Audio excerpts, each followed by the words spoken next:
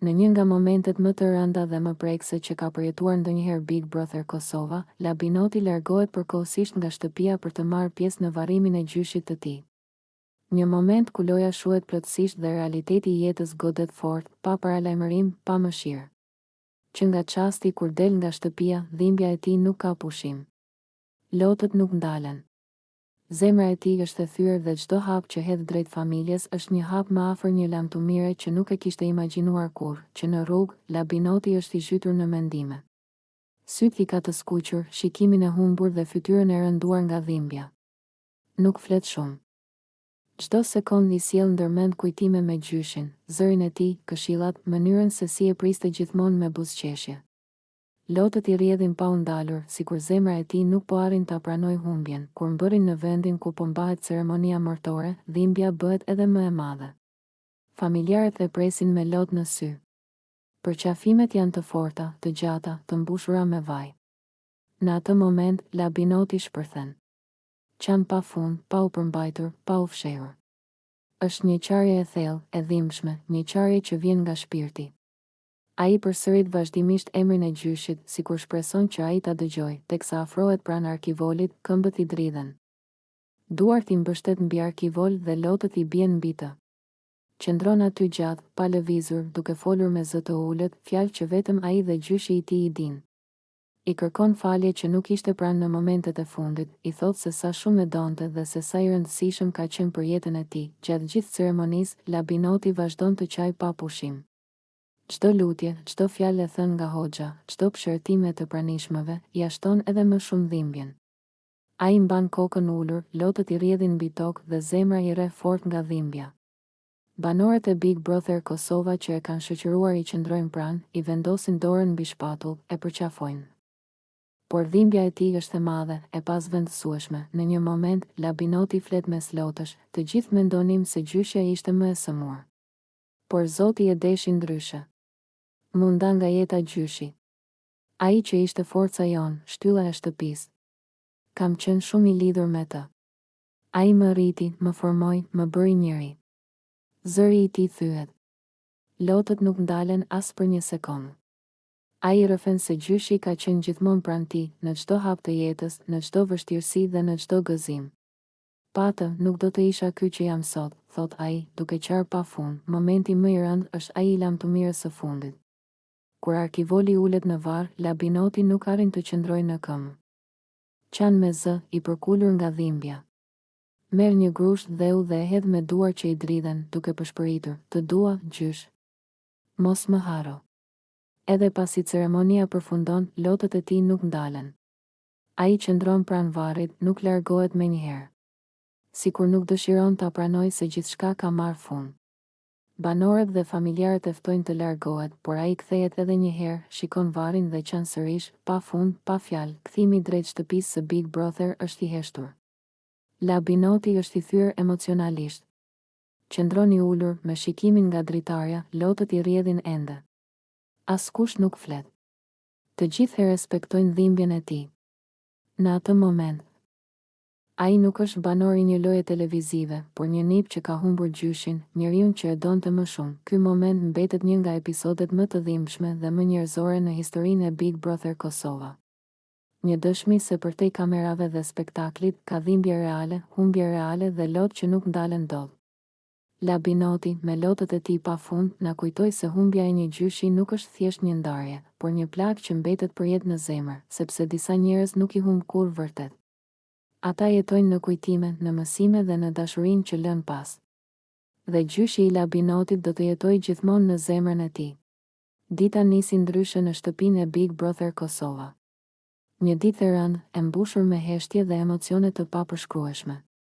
Pas lajmit të hidhur që kishte marrë për vdekjen e gjyshit, vëllai i madh merr një vendim të veçantë, t'i jap Labinotit mundësinë që të marrë pjesë në varrimin e gjyshit të tij. Por këtë herë, ai nuk do të jetë vetëm. Banorët e shtëpisë, ata me të cilët kanë ndarë çdo ditë të lojës, vendosin ta përcjellin, jo si konkurrent, por si njeri, si familje e dytë. Në momentin kur u komunikohet vendimi banorëve, emocioni shpërthen. Askush nuk flet për lojë, për nominime apo për strategji. Të gjithë e kuptojnë se kjo është një nga ato ditë që nuk harrohen kurrë. Labinoti qëndron në mes tyre, i heshtur, me sytë e skuqur nga lotët dhe me një dhimbje që nuk largohet. Ai i falenderon me zë të ulët, sepse fjalët i mungojnë, rruga drejt varrimit është e heshtur. Në autobus, secili është i zhytur në mendimet e veta. Disa shikojnë nga dritarja, disa mbajnë kokën ulur, ndërsa Labinoti mban duart e mbledhura fort, sikur po përpiqet ta mbajë veten. Dhimbja e tij është e qetë, por e thellë.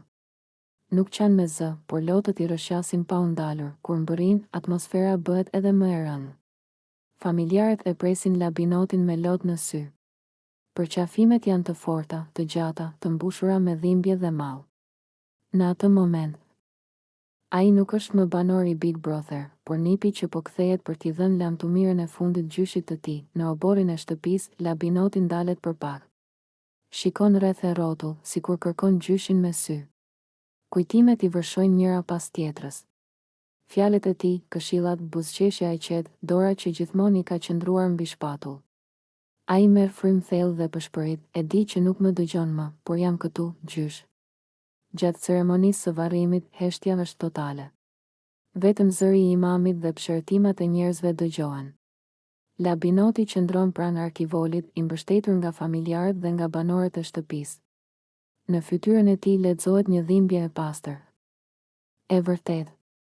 Ai mbyll syt për disa çaste, sikur po flet me gjyshin në mendjen e tij. Pas ceremonisë, Labinoti flet për herë të parë më hapur. Me zërin që i dridhet, ai thotë, të gjithë mendonin se gjyshja ishte më e sëmur. Edhe ne e prisnim çdo ditë një lajm për të. Por jeta na godet aty ku nuk e presim. Munda nga jeta gjyshi. Ai që mendonim se ishte më i forti.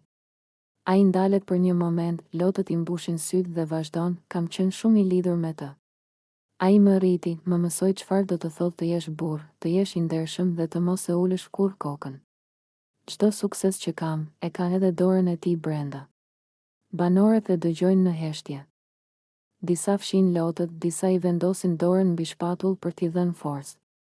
Prania e tyre është dëshmi se lidhjet njerëzore që krijohen brenda asaj shtëpie shkojnë përtej lojës dhe kamerave. Labinoti tregon se sa shumë i dhem fakti që ishte larg kur ndodhi gjithçka, jam ndier fajtor që nuk isha aty në momentet e fundit. Por besoj që ai më kupton. E di që do të donte të më shitet të fortë. Në fund, ai afrohet varrit, merr një grusht dhe dheu dhe e hedh ngadalë. Është lamtumira e fundit. Një lamtumir që nuk ka fjalë, vetëm lodh dhe heshtje. Rikthimi në shtëpinë e Big Brother është po aq i rëndë. Atmosfera mbetet e qetë, reflektuese. Kjo përvojë i ka ndryshuar të gjithë. Banorët e shohin Labinotin ndryshe, me më shumë respekt dhe ndjeshmëri.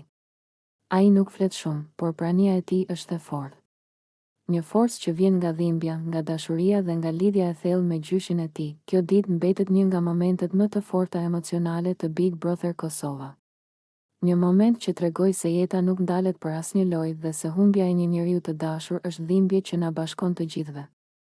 Labinoti, me dhimbjen e tij, na kujtoi vlerën e familjes, të rënjëve dhe të dashurisë së pastër që vetëm një gjysh dita jap, sepse edhe kur mendon se dikush tjetër është më i sëmur, jeta vendos ndryshe. Dhe kur humb gjyshin, humb një pjesë të vetes. Por kujtimet, mësimet dhe dashuria e tij do të jetojnë përgjithmonë. Në shtëpinë e Big Brother Kosova, ku çdo ditë përjetohet mes emocioneve, strategjive dhe sfidave të forta, këtë herë atmosfera ndryshon krejtësisht. Një heshtje e rëndë mbulon ambientin, një ndjenjë që nuk ka lidhje me lojën, por me jetën reale, me dhimbjen që nuk njeh kamera apo rregulla formati. Labinoti, një nga banorët më të përfshirë emocionalisht dhe më të sinqert të këtij edicioni, përballet me lajmin më të hidhur që mund të marrë një njeri, vdekjen e gjyshit të tij, teksa vëllai i madh e thërret në dhomën e rrëfimit. Askush nuk e di se çfarë po ndodh. Labinoti hyn i qetë, por pas pak minutash, dera hapet dhe ai del krejt ndryshe. Syt i ka të skuqur, lotët mezi i mban, hapat i ka të rënë. Në atë moment, loja ndalet. Strategjit harrohen. Debatet shuhen. Përpara banorëve nuk qëndron më një konkurrent, por një nip që sapo ka humbur një nga shtyllat më të forta të jetës së tij. Me zërin që i dridhet dhe me lot që nuk i ndal dot, Labinoti i mbledh banorët në sallon. Heshtja është totale. Ai merr frym thellë dhe flet, kam marrë një lajm shumë të hidhur. Më ka vdekur gjyshi. Fjalët bien rënd në ajër. Disa banor ulin kokën, disa të tjerë i mbushen syt me lodh. Dhimbja e tij bëhet dhimbje kolektive. Labinoti vazhdon të flasë, duke treguar se sa i rëndësishëm ka qenë gjyshi për të. Si ka qenë figura që e ka rritur me këshilla, me dashuri dhe me vlera. Ai flet për fëmijërinë, për kujtimet, për fjalët e urta që gjyshi i ka thënë gjithmonë dhe që do t'i mbaj me vete për gjithë jetën. Jam këtu brenda, i mbyllur, dhe nuk munda t'i jap lamtumirën e fundit, thot ai mes lotësh. Kjo është dhimbja më e madhe. Banorët i afrohen një nga një. Dikush e përqafon fort, dikush i shtrëngon dorën, dikush vetëm qëndron pranë tij në heshtje. Nuk ka nevojë për fjalë të mëdha. Prania mjafton. Në ato momente, Big Brother Kosova nuk është më një lojë, por një pasqyrë e jetës reale, ku humbja, dhimbja dhe solidariteti njerëzor dalin mbi çdo gjë tjetër. Publiku jashtë shtëpisë ndjen të njëjtën dhimbje. Rrjetet sociale mbushen me mesazhe mbështetjeje për Labinotin dhe familjen e tij. Shikuesit e shohin veten të ai, sepse të gjithë kemi humbur dikë, të gjithë e dimë se çfarë do të thotë të marrësh një lajm të tillë pa pritur. Lotët e Labinotit nuk janë vetëm të tijat, janë lotë që përfaqësojnë dhimbjen e shumë njerëzve. Qëndrimi i Labinotit në këto momente tregon forcën e karakterit të tij. Edhe pse i thyer emocionalisht, ai gjen forcë të flasë banorëve, t'i falenderojë për mbështetjen dhe të vazhdojë përpara. Ai e di se gjyshi i tij do ta donte të fortë, krenar dhe me kokën lart. Ky moment do të mbetet një nga më të ndjerët në historinë e Big Brother Kosova. Një kujtesë e fortë se përtej famës, lojës dhe kamerave, banorët janë njerëz me zemër, me familje dhe me dhimbje reale. Humbja e gjyshit të Labinotit na kujton se jeta është e brisht dhe se dashuria për familjen është më e fortë se çdo gjë.